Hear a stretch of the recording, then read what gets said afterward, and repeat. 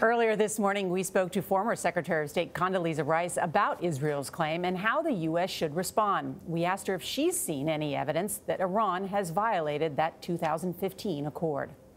First of all, the reason that we have been so concerned about Iran is that we know that they lie and cheat about their nuclear weapons programs. And they've done that going back into the early 2000s. I haven't seen the entire dossier, but I suspect that it simply reinforces what we've always known, that the Iranians were secretly developing nuclear weapons at secret sites. It doesn't perhaps speak to the 2015 agreement, except in the following way.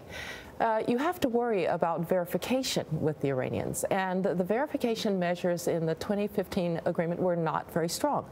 They had, for instance, long periods of notification, long periods of dispute resolution. And so when you know that a country lies about its nuclear weapons, a verification regime that is weak is really problematic. We've had various members of the Trump administration testify publicly to Congress that there is no proof that Iran is violating the 2015 accord.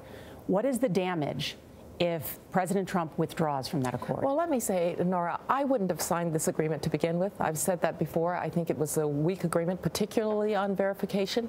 It allows Iran to break out after a specific period of time. I probably would have stayed in for alliance management reasons more than anything else. But I don't think that it's the end of the world if the administration leaves the agreement.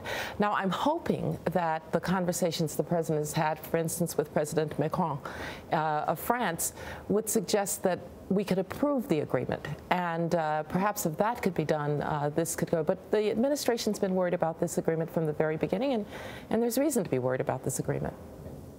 And we'll bring you more of our conversation with Secretary Rice in our next hour. She'll reflect on her new book, Political Risk, plus President Trump's upcoming summit with North Korean dictator Kim Jong-un.